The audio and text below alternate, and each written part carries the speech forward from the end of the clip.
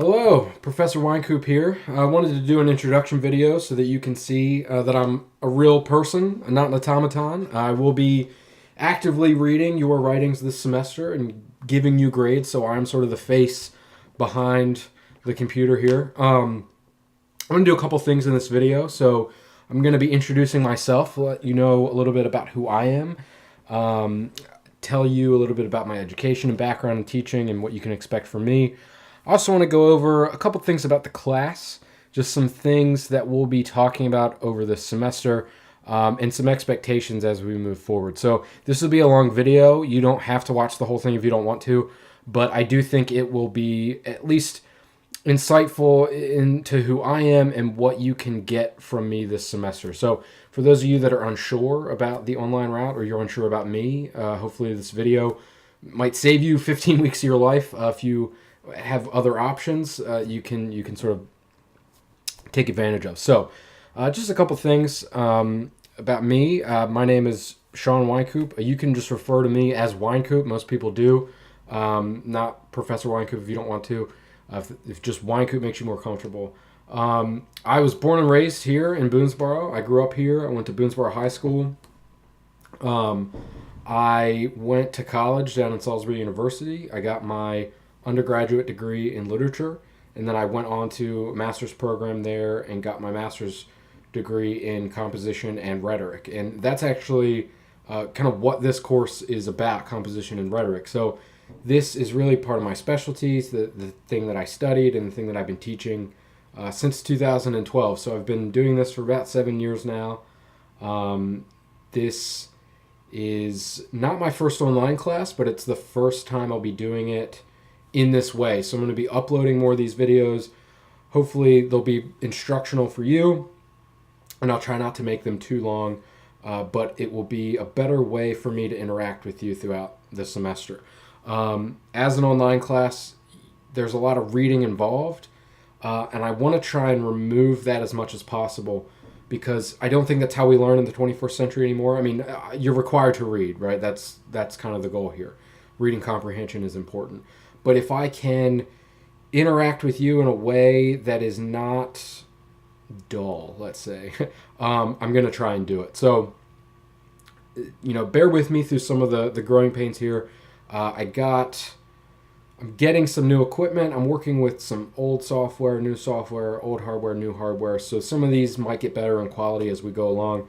I'm using a 10-year-old MacBook Pro.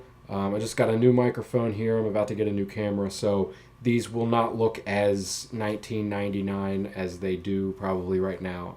Hopefully not. So that said, if you are tech savvy, reach out to me. Feel free to reach out to me and help in any way that you feel that you can. So I'm always open to advice. A little bit about me. Like I said, I was born and raised here. I am a pretty big nerd, so get ready for the comic book references and pop culture references. I try to throw those in as much as possible and try to keep things relevant as much as possible. I'm a musician. I've been playing the guitar for 14 years, 15 years almost. I also sing too. Some of you might have seen me play out at some of the bars around town. There's probably videos out there of me in those places. I've been doing that for the last about 7 years. It's kind of my side hustle, so it's how I make extra cash on the side here. So I was going to give you a tour of my house, but it's in disarray from moving. I moved here recently to this new place with my girlfriend back in October, so we're still not really moved in. This is my office, and it's clearly bare. There's nothing on the walls like there should be.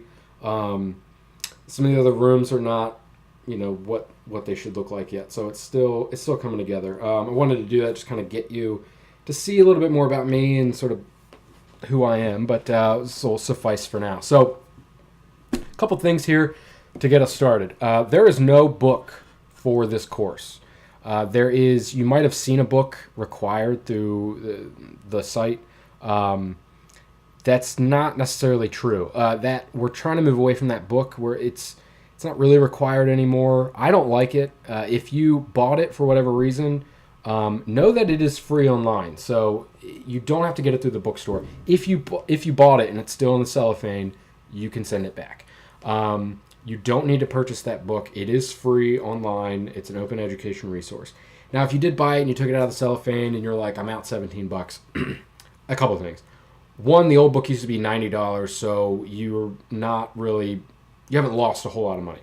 I know $17 is actually a lot, but to some of us, right? But the other thing is, if you did take it out of the cellophane, it's still a good resource. Anything that can help you be a better writer is a good resource. So it's not a total loss. You can still access and use that book to help you throughout the semester.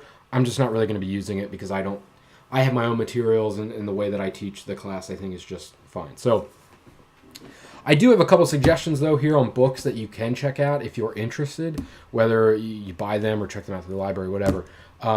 Just good supplemental books. So these are not required. I don't necessarily use these in the course, but they are good for you just to kind of get a sense of how to be a better writer, and they're always good. So these are just some recommendations here.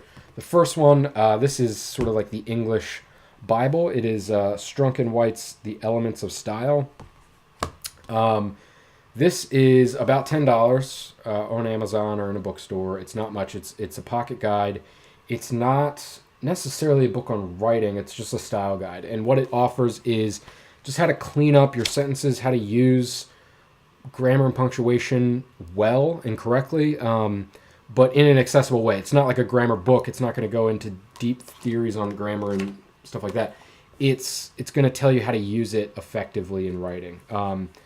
This is a book that you can buy and use the rest of your life. A lot of people have some really beat up copies. This is mine. It's not as beat up as some others, but it's getting there. So I use this all the time, and it's a good reference guide. So I highly recommend buying it. The next one is more for nonfiction. We're not going to be writing nonfiction in the way that this book describes, but we are doing some of the types of writing in this class that this book describes. So it's called On Writing Well, and it's by William Zinsser. It's been out for over 30 years. It's in however many editions now. This is, again, another good book to help clean up some of your writing and help you keep it simple. And it's really just a way to get you thinking about writing that you may not have thought of before. Just a couple sections here. There's chapters on clutter, cleaning up the style, how to address the audience, certain words, how to use certain words. And then there's different types of writing, sports writing, humor writing, interviewing people, right? So this is another good book. It is, according to the back here, it's about $16.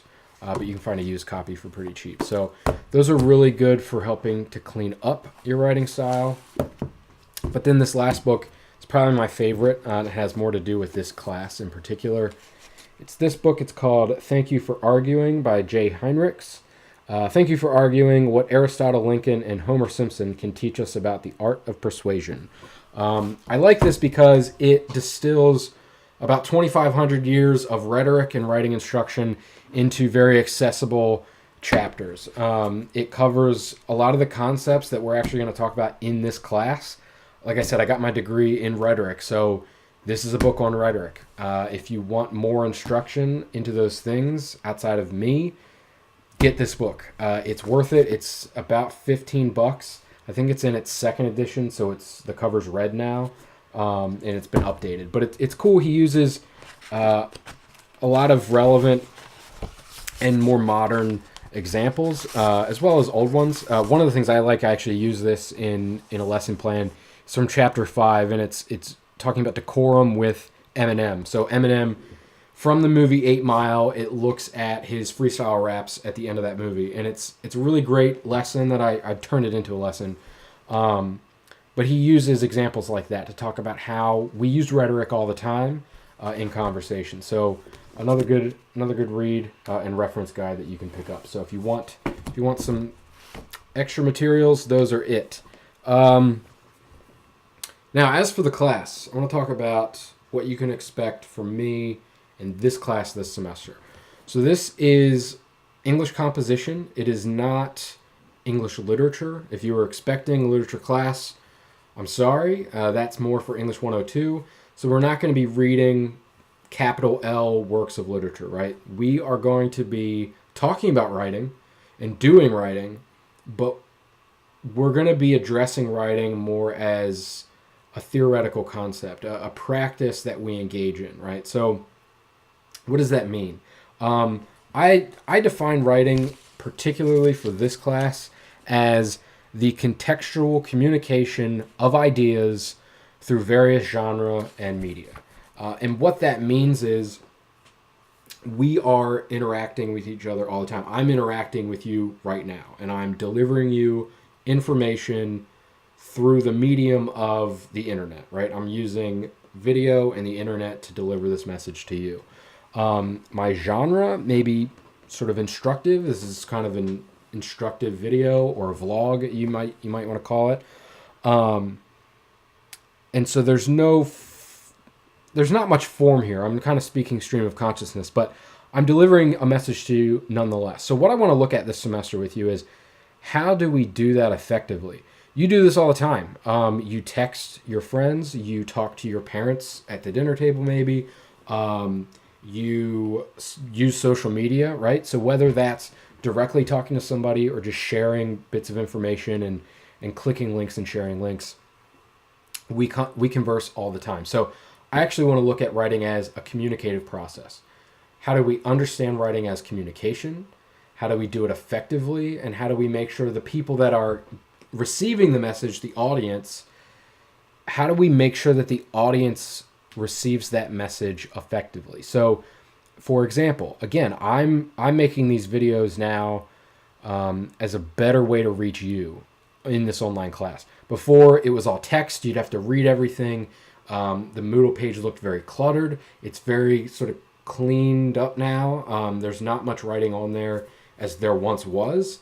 And the reason for that is because you're going to be able to engage with this more, right? You're going to be able to hear my words, go back and replay. You don't have to worry about reading it for comprehension necessarily. And you can ask me questions. So this is a more interactive way to do that. And I hope to be more interactive through these videos this semester. So a couple things here. How does rhetoric play into that? Well, rhetoric is defined by Aristotle about 2,500 years ago as the sort of the available means of persuasion. And what he meant by that is, what tools do we use to effectively demonstrate a message to an audience, right? And that's kind of what my definition is of writing. Tools like your credibility or the logic that you use to deliver that message, or the emotions that you appeal to when you deliver that message. And we're going to look at all of these things and then some this semester. So how are we going to do that? My plan for the first unit here, and it's not all up on Moodle yet, but it will be. I have it all done. It's just I'm going to release it week by week. But the plan for this semester is the following. This first unit, it's going to be about 5 weeks. Everything that we do for the next 5 weeks is going to be building towards an essay that's going to be turned in at the end of that 5 weeks. I'm not going to introduce the essay to you yet because I don't want you to worry about that yet. But I promise that everything that we're doing in class is building towards that essay. So everything that we're doing over the next few weeks has something to do with that paper. And what we're going to look at first, before we really write anything, is we're going to analyze other writers. How do other writers use rhetoric to their advantage, right? How do they deliver these messages to an audience effectively? I've chosen 6 texts. We'll call them texts. They're not all texts in the way that we think of them, but I've chosen 6 texts that we'll look at. 4 specifically, 2 you'll sort of do on your own. And I'm going to go over those just briefly here in this video. So some of these topics are going to be hot button issues. They might be a bit triggering in whatever way, but I think they're relevant. I think they're important. I think they're topics that we talk about all the time. I find that they're topics that my students want to talk about because they are relevant and they affect us. So this is what I want to do. Next week, starting next week. So we're going to talk about the rhetorical situation in week 1. And then next week, we're going to start analyzing these texts. The first one that we're going to read is by Marilyn Manson, the singer. It's his defense of himself and his music after the Columbine shooting. So he is basically delivering an argument in defense of himself and saying that he is not responsible for that atrocity, even though at the time he was being blamed for it. It's interesting because it was such a tragedy at the time because it was so rare that it happened. But now, in 2019, they're happening. School shootings are happening all the time. And so this article is actually very, very relevant, I think. And it's sort of prescient in the sense that it's saying things that are relevant today more than they were in 1999. And it's amazing because we didn't learn any of our lessons then. But what I will look at with Manson in particular is that he was blamed for this tragedy. And when you look at him, you understand why people jump to those conclusions. They shouldn't have jumped to those conclusions, but you understand the reasons that they did, right? It's not right, and it was incredibly wrong for them to do that. But what I want to look at is, how does he actually use genre and his chosen medium to his advantage? How does he actually use his credibility, which people don't think that he has? How does he use his credibility and his logic to deliver an argument and a defense of himself that is, in my opinion, effective? We'll talk about how you read it. You may read it completely differently, and that's totally fine. But I want to look at, how does he deliver this message, and is it effective? That's the first one. Next, we're going to look at Ellen DeGeneres. She gave a graduation speech at Tulane University after Hurricane Katrina. In that video, she uses narrative and humor to deliver her message, and it's about her success, how she garnered success in her life despite all of these challenges that she faced. And in particular, she talks about coming out as a lesbian in the 90s when it wasn't okay to do that in the culture, and how that hurt her success. So she got fired and had to rebuild herself from that moment. So it's about how she did that. And she's, not defending herself. She's actually using her experiences in a different way to impart wisdom on an audience. So that's kind of her purposes. The next thing that we'll look at is an article from the Herald Mail. So this is local. It is an article about the use of Narcan in our community for the heroin epidemic. And I specifically chose this one because, whether personally or just through people that I know that you've been affected by this tragedy in some way, because it's that prevalent, and that's sad to say that, but we're all affected by it. I've been affected by it in a number of ways, and some sad ways, some very fortunate ways. And so it's very important. I've found great success with this topic because everybody is so close to it and they have such strong feelings about it. So I hope that this will be a good discussion that we have. But one of the things I want to look at for that article is, the purpose of that article is to deliver facts. The author is not necessarily trying to persuade you. I think that he does use some persuasive tactics there, right? He does appeal to emotions, but his goal is not necessarily to say we should use Narcan. His goal is to say, look, these are the facts. This is how Narcan's used. This is how much it costs.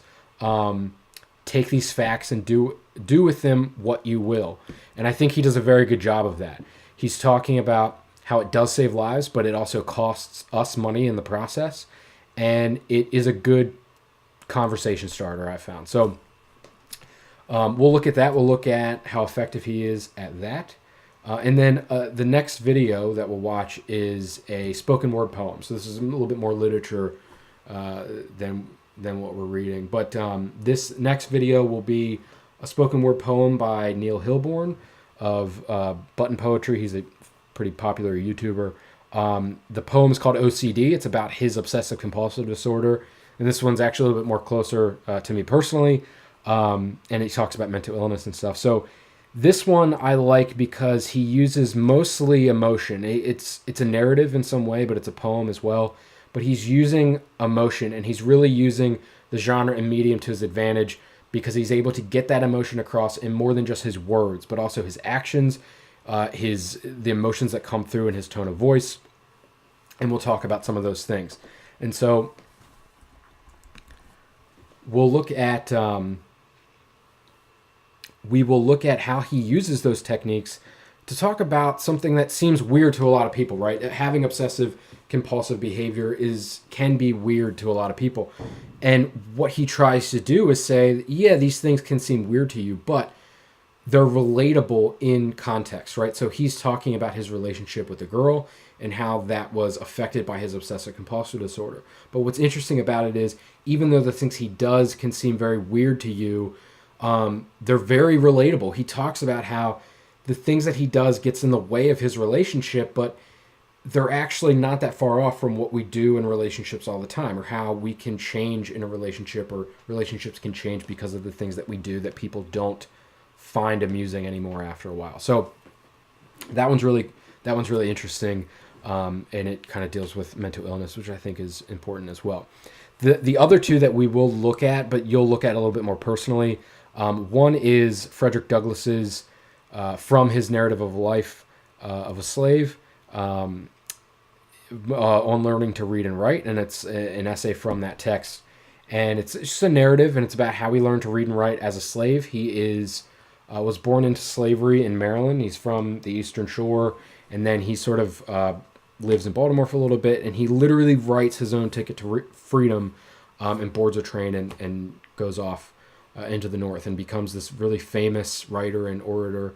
And I think the topic of that essay is really important today, even though this is the oldest text that we'll look at. It's still really relevant, and it's just interesting because it's, you all are learning to write better now, and most of you are probably 18 at least or older, and you've had this educational system that got you there, and this is somebody that had to face such an adversity just to learn this, and he did it all on his own, basically. I mean, he was taught the alphabet, and that was it, and that was what he had to work with. So this is someone that became one of the most famous orators of the 19th century, and probably of American history, I would argue, on his own. So that it's really interesting. And then the other one is a Wisecrack video from YouTube. You might be familiar with their philosophy videos, pop philosophy videos on YouTube. That is about the internet, and it's called The Internet Was a Mistake. And that one is an argument. They use logic and reasoning and sources to basically demonstrate an argument that the internet is not as useful as we think that it is, and that it's maybe more harmful than we wanted it to be. So those you'll look at more on your own. But the goal here is, I'm going to wrap up a little bit, but the goal here is looking at those writers. How do they use techniques and tools of writing to their advantage?